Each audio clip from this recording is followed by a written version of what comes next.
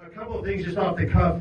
If there's a timekeeper here on the 3 minutes, give me the gauge 3 minutes. Okay? I want the gauge 3 minutes.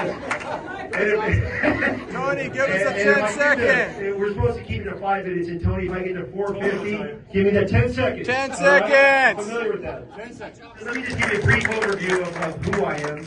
I am hometown, longer than these guys. My family arrived in Huntington Beach in 1962, and I was 1 year old. My mom, actually, I found a newspaper clipping, was volunteering for the JCs back in the early 60s. She was voted as Miss JC of the Year. And so the Kennedys have been involved in Huntington Beach since the earliest days. It was 25,000 people. I went to Dwyer, went to Perry. Dwyer graduated from Huntington Beach High School in 1979. I'm an Oiler. Go Oilers. But I love Huntington Beach. I've been married for almost 30 years, 3 beautiful kids.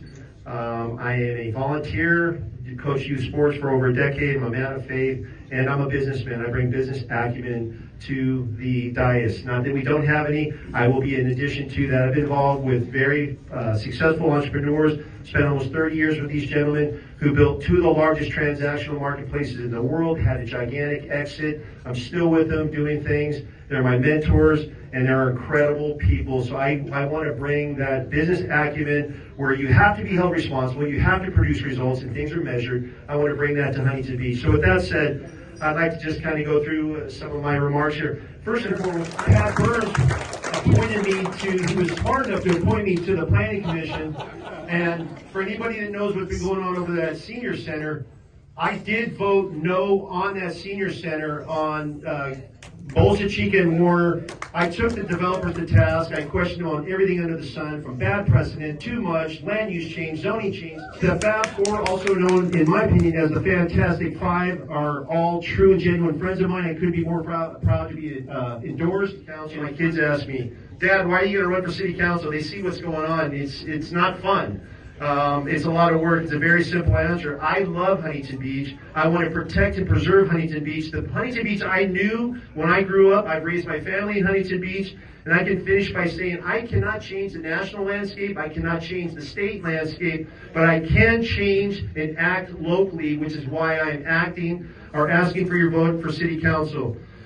As I was saying, some of you may know, some may not. I did run in 2018. My team was my wife and myself. I had no volunteers. I was naive to what it took to get elected. It was purely a mission of self-satisfaction. That alone is simply not enough to get elected. I learned so much in the process. I also learned that I made a commitment that I would never run again for city council unless I had the support and endorsement of the mechanisms that it takes to actually get elected. Because if I can't add to the equation, I don't want to take away from the occasion. So just being a local boy with good intentions was not enough. So my platform back then, I've got my card right here, and I can pull it up from 2018. Putting public safety first, opposing high density, protecting our valuable open space, addressing the homeless problem.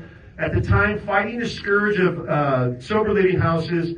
I am a man of faith, but I'm certainly not an expert. I just wanted to touch on this story real quick. Recently in church, we walked through the book of Daniel, and I found this to be kind of relative to where I am right now. In the book of Daniel, he's elevated to oversee people. Many of them did not appreciate that fact. His enemies could not change him, so they decided to trick the king into declaring an edict forbidding worship of God in open. Doing so would lead to death.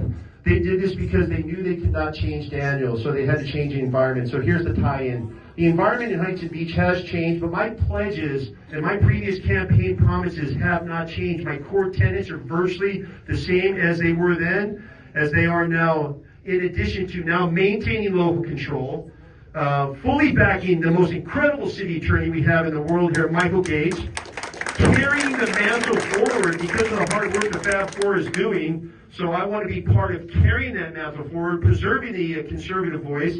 And the electoral miracle, as he said, it happened in 2022 with the mandate. It literally saved Huntington Beach, and it's responsible for slowly restoring the glory that was actually fading in our city. You could feel it, you could see it.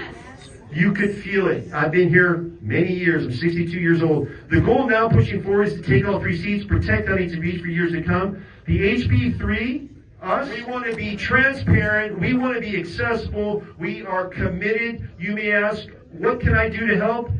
volunteer to walk precincts, host a meet and greet, spread the word, ask your friends to do the same thing, display the yard signs when it's time, donate to the campaign. It's it's expensive to get elected, let me put it that way, but sound conservative governance is priceless. It's worth the price. We're willing to put the work in. You can follow me at Kennedy for HB on Instagram, Facebook, and my website. I'm honored to be in a position with so much support around our slate, and I will guarantee you one thing: we will not let you down.